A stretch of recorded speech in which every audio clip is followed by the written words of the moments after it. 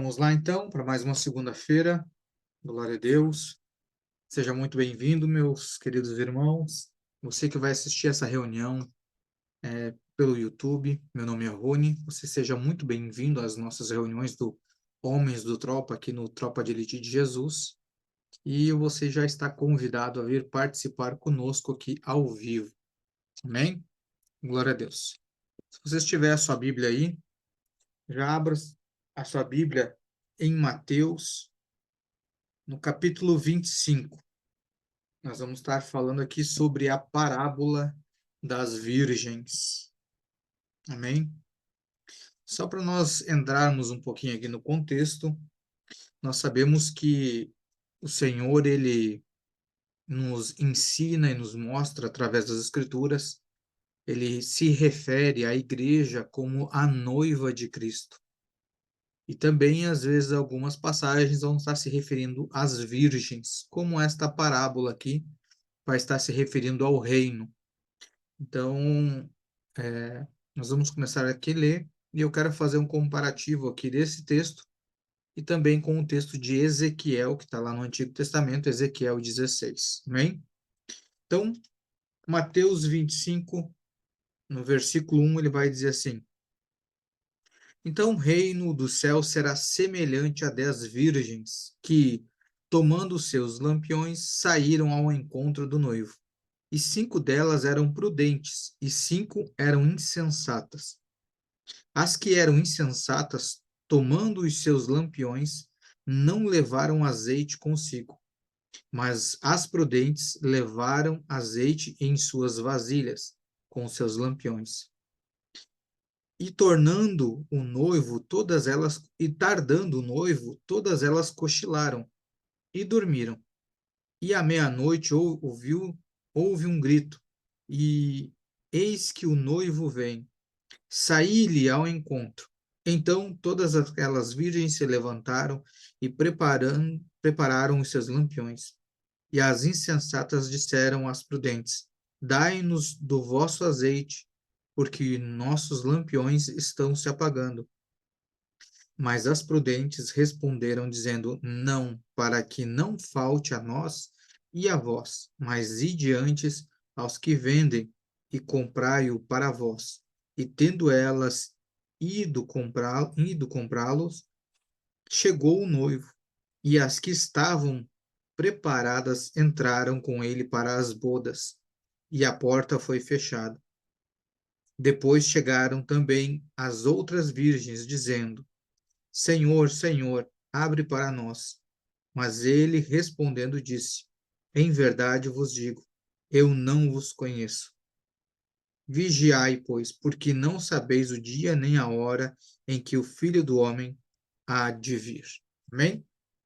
Então, nós temos que entrar aqui nesse contexto, entender o que são essas virgens, o porquê que precisa de azeite, né, para poder entrar nesse reino. E, primeiro, nós temos que observar que aqui ele falou sobre as bodas. O que é as bodas? É o que o Senhor se refere a essa entrada no reino. Ele é semelhante a um casamento. Como o Senhor, ele aponta para a igreja como a noiva de Cristo, então ele está falando que essa entrada no reino é como as bodas, é um preparo da festa. Então, quando você olha para a igreja, toda a igreja do mundo, ela aponta para ser a noiva de Cristo. E o porquê que fala sobre ser virgem? Essas 10 virgens. O que quer dizer essa virgindade? Está falando de uma mulher que não se contaminou, não teve intimidade ou relação íntima com outro homem. Como assim? Com outro senhor, com outra religião, que não tem um outro marido que não seja Cristo. É disso que se trata. Então aqui nós podemos ver justamente isso. O Senhor está falando de 10 virgens, 10 mulheres que estavam preparadas para a vinda do Senhor.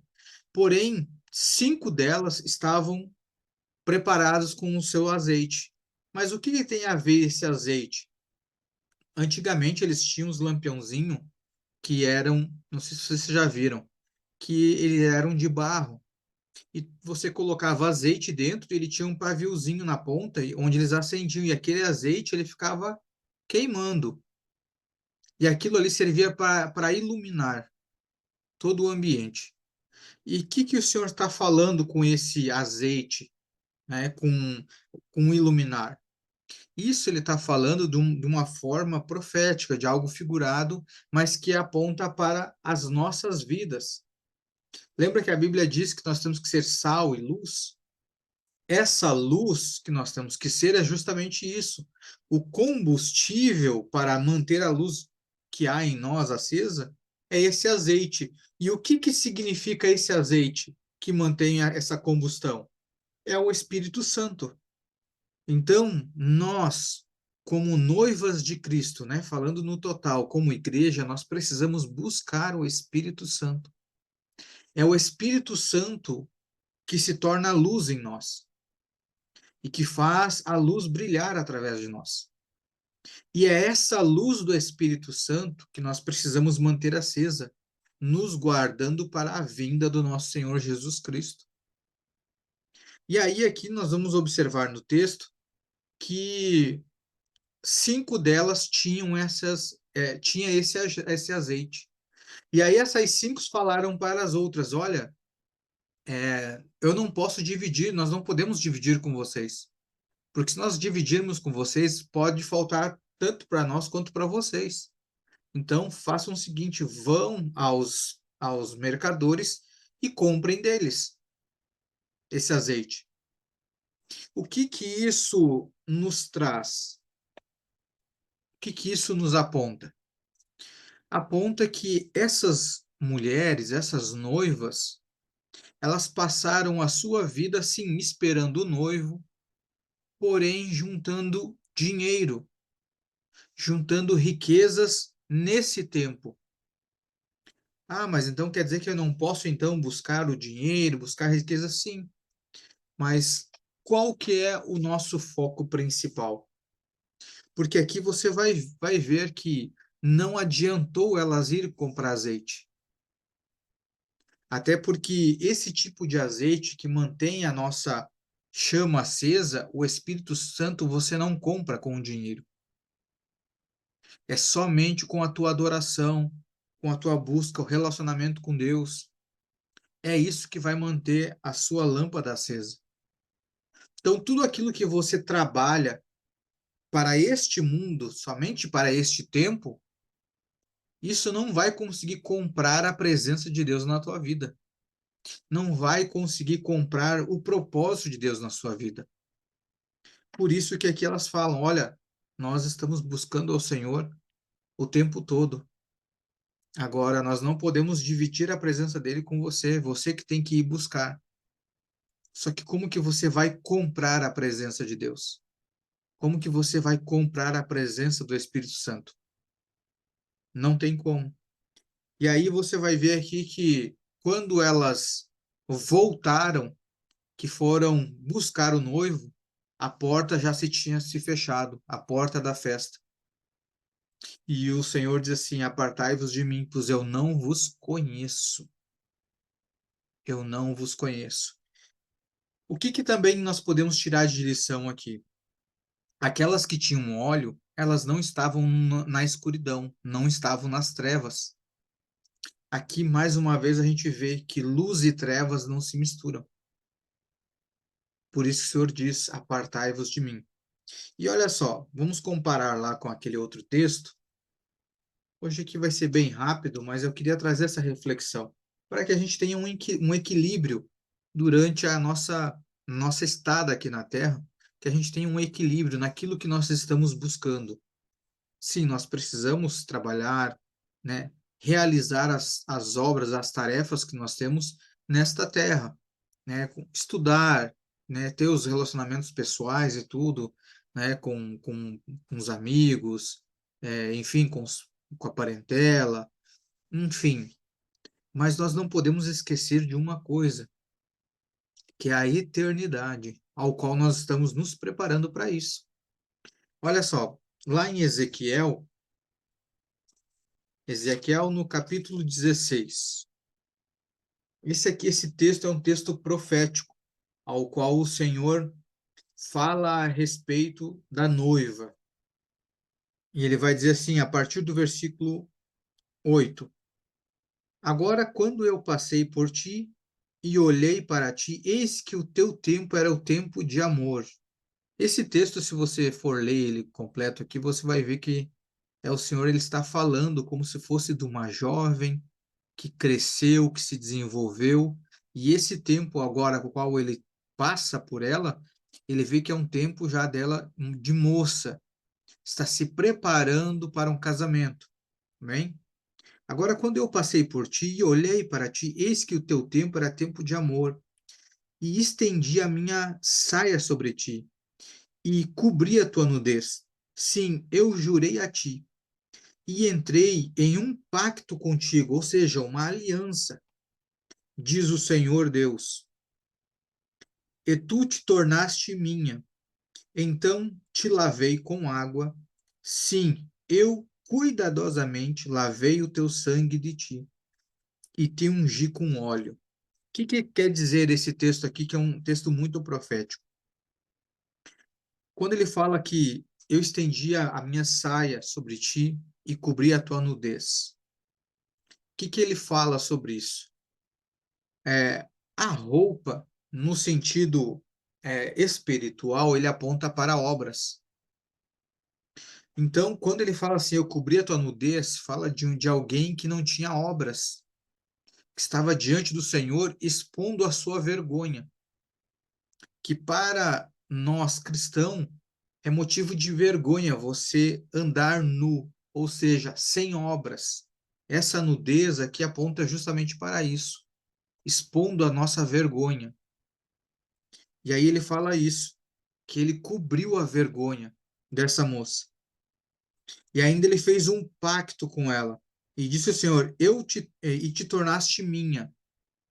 E ainda ele fala, eu te lavei com água.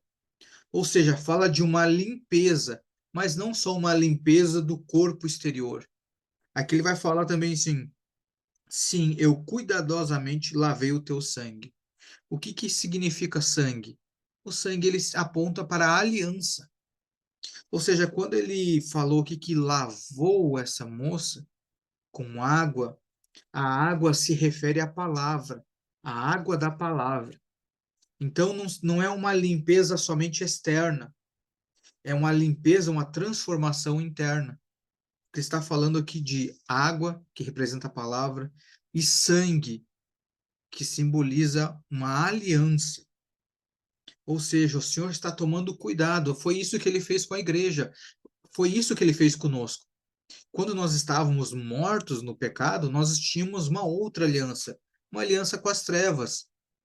Nós andávamos nus diante do Senhor, sem obras, obras mortas. E quando o Senhor nos resgatou, ele fez justamente isso conosco. Ele cobriu a nossa vergonha. Ele nos lava com a água da palavra. E ele nos limpa daquele sangue da imundícia, o sangue que era da velha, do velho pacto que nós tínhamos com as trevas. E ainda ele diz assim, ó, e te ungi com óleo, né? Como nós falamos, o óleo ele vai simbolizar o quê? A presença do Espírito Santo, que foi isso que ele confiou a nós através de nós crermos no Senhor Jesus. No versículo 10 ele vai dizer assim: "E eu também te vesti com trabalho bordado, e te calcei com pele de texugo, e te cingi com linho fino, e te cobri de seda. Eu também te enfeitei com ornamentos e coloquei braceletes sobre as tuas mãos, e uma corrente no teu pescoço, e pus uma joia na tua testa, e brincos em tuas orelhas, e uma bela coroa sobre a sua cabeça." O que quer dizer tudo isso aqui? Aponta, o Senhor está mostrando aqui ele preparando essa moça, cuidando, adornando. Como que isso tem a ver conosco? Simples. É toda a transformação que o Senhor tem feito conosco. todo o preparo que o Senhor tem feito em nossas vidas, porque o Senhor tem nos preparado para a vinda do noivo, que é Cristo. Então, o Senhor, com a transformação do nosso caráter, a transformação da nossa mente, a transformação do nosso comportamento, isso é um preparo. Para Deus, isso é um adorno. Ele está nos adornando, esperando a volta de Cristo. E quando ele fala de coroa, coroa aponta para quê? Quem vai governar. E lembra que o reino fala justamente sobre isso? O reino de Cristo é governar com Cristo? E coroa fala de quem venceu nesse tempo. Versículo 13. Assim tu foste ornada de ouro e prata, e as tuas vestes eram de linho fino, e de seda, e de trabalhos bordados.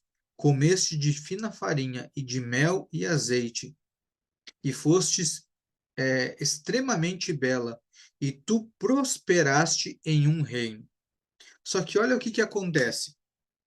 Seguindo aqui, ó. E o teu renome foi adiante entre os pagãos, por causa da tua beleza, porque era perfeita através da minha beleza, que eu tinha colocado sobre ti, diz o Senhor. Mas tu confiaste em tua própria beleza e prostituíste por causa do teu renome, e derramaste as tuas fornicações sobre os que passavam. Os que passavam. Ela era dele. O que ele está dizendo? O que é a fornicação? Fornicação é todo o ato sexual fora do casamento. Amém? Então, o que ele está falando? Ele está apontando, agora nessa parte do texto, para uma noiva ao qual o Senhor tirou, digamos assim, do lixo, o Senhor limpou, o Senhor tirou a imundícia do sangue, lavou com a água da palavra, trouxe uma nova aliança, né? Colocou ornamentos, brincos, joias, uma coroa. E agora que essa noiva está bela, ela confia na sua beleza e ela se afasta do noivo, a ponto de começar a prostituir-se, a se entregar para qualquer um que passe por ele. Isso, na verdade, o Senhor está apontando para aquele cristão, né, aquele filho de Deus, ao qual o Senhor retira das trevas, o Senhor trabalha na vida dessa pessoa, e quando essa pessoa está bem, ela se desvia, se afasta do Senhor. Não esperando o noivo como as prudentes, cheia de azeite, cheia da presença de Deus. Mas quando o Senhor resgata, dá uma direção nova para a vida dessa pessoa, ao invés de ela continuar buscando a presença de Deus, ela começa a buscar as coisas desse mundo e se perde com as coisas desse mundo. Então, esse texto, né, hoje até não quero me demorar muito na palavra, mas esse texto aqui, esses textos que eu trouxe, tanto aqui de Mateus quanto de Ezequiel, ela nos chama a atenção, né, sobre tudo aquilo que nós estamos falando. Nós vemos falando, né, desde o princípio da criação, a queda do homem lá no jardim, depois a restauração ao qual o Senhor fez para nós através da vida de Jesus Cristo, né, o qual que através de nós reconhecermos Jesus Cristo como Senhor e Salvador, crer que o Senhor, que Deus ressuscitou a Cristo, ele nos salvou, nos resgatou. E agora nós sabemos que nós estamos esperando a vinda dele para um reino. E esses textos falam justamente desse reino, esse governo de Cristo. Se você, de repente, né, você que está ouvindo essa mensagem aqui pelo YouTube, talvez não entenda sobre o reino de Cristo, você vai ver esse texto lá em Apocalipse. Se não me engano, acho que é no capítulo 20 ou 21, ele vai estar falando. Esse reino de Cristo se trata de um governo de 1000 anos do governo de Cristo sobre a terra. E a Bíblia diz que aqueles que vencerem esse tempo governarão com Cristo, né, durante esse período. Então, todo esse texto aqui, o Senhor está nos alertando para que a gente seja como essas noivas prudentes, buscando manter o nosso azeite, ou seja, a presença do Espírito nas nossas vidas. Esse é o mais importante, para que a gente não seja pego de surpresa quando vir o noivo, nós estarmos sem a presença de Deus. E aí tudo aquilo que eu conquistei não vai nessa terra não vai conseguir comprar a presença de Deus. Não vai conseguir comprar. Então nós precisamos fazer o quê? Ter equilíbrio. Sim, você pode trabalhar, pode conquistar as suas riquezas? Claro que sim. Claro que sim, até porque essas riquezas você vai conseguir abençoar pessoas, você vai conseguir também cumprir com o propósito de Deus, é necessário, mas saiba que o principal é você buscar a presença de Deus. Essa é a tua garantia para a entrada no reino. Amém? É essa palavra que eu queria compartilhar com vocês, era uma palavra breve, mas acredito que isso traz luz à nossa caminhada, àquilo que nós devemos esperar, que é a volta, né, do nosso Senhor Jesus Cristo. Que a gente não se perca no caminho. O Senhor, ele tem nos adornado com conhecimento, com sabedoria, com a sua presença. Ele tem nos lavado, ele tem nos dado uma coroa, né? Que isso a gente não use para as coisas deste mundo, ao qual tudo vai ficar, né? A única coisa que vai nos acompanhar para a eternidade são as nossas obras. As nossas obras são as únicas coisas que vão nos acompanhar para a eternidade, né? Então, como que estão as nossas obras? Será que nós estamos realmente nos adornando? Estamos buscando a presença do Senhor? Será que estamos esperando prudentemente a vinda do nosso Senhor? Quando nós falamos sobre a vinda de Jesus Cristo, nós sempre pensamos na vinda dele para o mundo em geral. Mas quem de nós aqui sabe até quando vai viver? Porque se nós morrermos hoje, para nós Cristo voltou já. Nós já entramos na eternidade. Nós não sabemos até quando nós estaremos nessa terra. Por isso que nós precisamos guardar prudentemente, para que nós não sejamos pegos de surpresa. Amém? Glória a Deus. Essa era a palavra então que eu queria compartilhar com vocês e espero que o Espírito Santo ele traga uma certeza na caminhada de vocês, para que vocês não venham se desviar nem para a esquerda nem para a direita, mas que vocês mantenham sempre o foco no principal, que é a eternidade. Amém?